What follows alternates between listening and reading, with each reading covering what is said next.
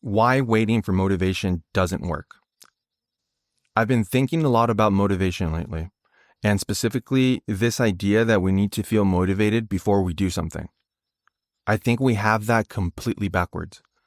I was reading the Motivation Manifesto by Brendon Burchard, and one of the ideas that really stuck with me is that motivation isn't necessarily something that just happens to us. It's something we have a role in creating. And I think that's important because I hear people say things like this all the time. I just haven't been motivated lately. I need to get motivated to start training again. I know what I need to do. I just can't get myself to do it. And I've definitely felt that way too. But here's the problem. If you wait until you feel motivated to do something, you might be waiting a really long time. Think about training. There are plenty of days that I don't necessarily feel like training. You're tired, you've had a long day, you've got work to do, and maybe you didn't sleep too well.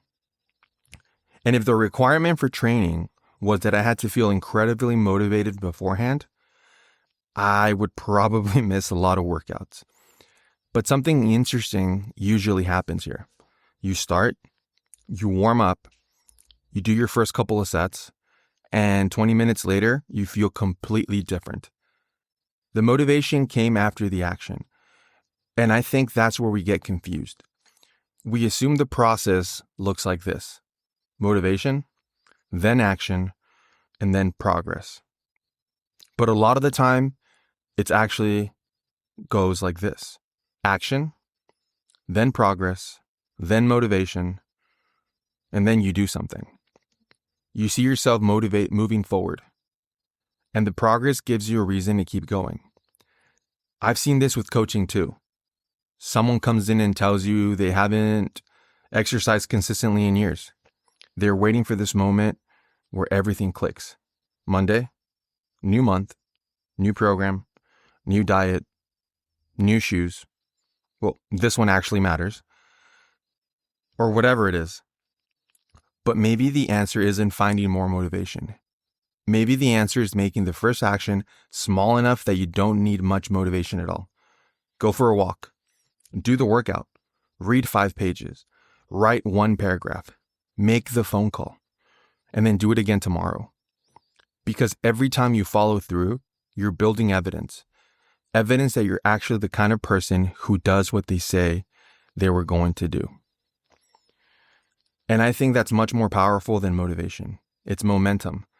And momentum changes the conversation. Instead of asking, do I feel like doing this today? You start asking yourself, what did I say I was going to do? That's a very different question. And I think this applies way beyond training. I've actually been experiencing this with content creation. It's really easy to sit around thinking about the perfect post, the perfect podcast topic, or just the perfect topic itself. And sometimes all that thinking becomes another form of procrastination. At some point, you just have to record something, put the camera up, turn the microphone on, talk. Maybe it's great. Maybe it's average. Maybe 10 people listen to it. But you made something, and now you have momentum. That's one of the things that I took away from the Motivation Manifesto. Personal freedom requires action. I'll say that again. Personal freedom requires action. You can't just think your way into the person you want to become. At some point, your behavior has to match your intention. So if there's something you've been waiting to feel motivated to do, maybe stop waiting. Make the first step ridiculously simple. 5 minutes, 1 set, 1 page, 1 phone call. Whatever it is, start. Because you might not need motivation to create action. You might need action to create motivation. And once you understand that, the question becomes less about how you feel and more about what you're willing to do. Purpose drives intent, and intent ultimately has to become action.